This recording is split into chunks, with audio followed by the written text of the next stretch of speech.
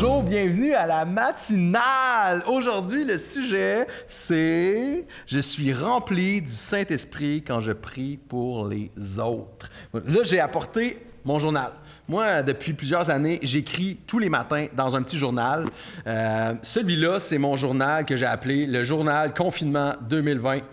Je pensais en écrire un, mais finalement, je n'ai écrit 3 journaux pendant le confinement. Ça a été un petit peu plus du stock qui s'est passé. Je suis sûrement pas tout seul à avoir eu le cerveau au max là-dedans. Et puis, il y a quelque chose qui s'est passé dans ce journal-là que j'aimerais vous partager. Dans les débuts du journal, j'étais dans un moment de jeûne et prière. Et juste pour chercher un peu c'est quoi que Dieu désirait, comment je voulais approfondir sur qu'est-ce que Dieu tu veux pour moi, je veux plus de toi, je veux aller là où tu me veux. Puis je me rappelle un matin, j'étais en train d'écrire et de prier, et je me mets à prier pour quelqu'un, un ami à moi, un gars de la chapelle Myland qui s'appelle Xavier. Je me mets à prier pour lui, je me mets à écrire. Puis dans mon cœur, alors que je prie pour lui, il y a une passion qui vient pour qu'il rentre dans ce que Dieu a pour lui. Je commence à avoir vraiment le désir que Xavier, c'est un gars qui étudie en littérature, un écrivain, un génie. Puis je commence à prier, puis je suis comme, chez moi, je fais, Seigneur, Xavier, cette année, va écrire son premier livre. Puis vraiment, il y a une passion qui vient dans mon cœur pour ça. Et je rentre en contact avec Xavier. Je dis, il faut qu'on se parle. Puis là, j'écris dans une note d'agenda, puis j'y envoie à lui, rencontre pour notre livre. Et pendant 2 semaines, Xavier, le mot « notre » le chicote et Dieu lui parle à travers ça. Et par la suite, on a eu une rencontre incroyable, moi puis lui. Puis on a écrit en 2020, tous les deux, notre premier livre ensemble. Mais c'est malade parce que pour moi, ça, c'est l'histoire d'une rencontre.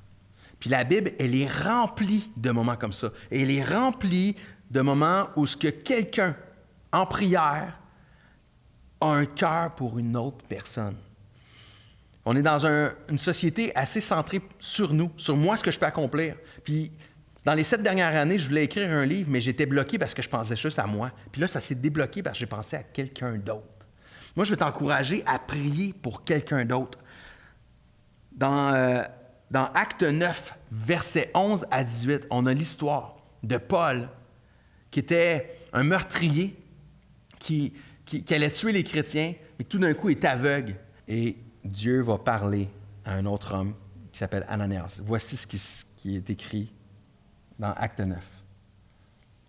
Le Seigneur lui dit, « Lève-toi et va dans la rue qu'on en appelle la rue droite et dans la maison de Judas. Demande à voir un homme, Saül, originaire de Tarse. » Paul, nous, on le connaît sous le nom de Paul.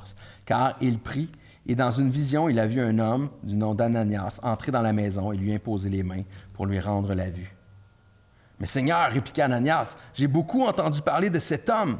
De plusieurs côtés, on m'a dit tout le mal qu'il a fait aux membres de ton peuple saint à Jérusalem.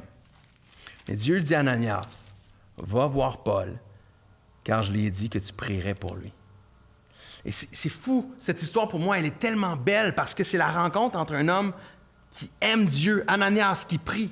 Et Dieu lui dit, va voir Paul. Mais Ananias a peur parce que Paul, c'est un meurtrier. Et Paul, alors qu'il a vécu la repentance, puis personne ne le sait, Dieu lui dit, il y a un homme qui va venir prier pour toi. Paul est dans la solitude, il a perdu tous ses repères, il ne voit plus rien, mais il sait que Dieu lui dit, quelqu'un va venir à ta rencontre.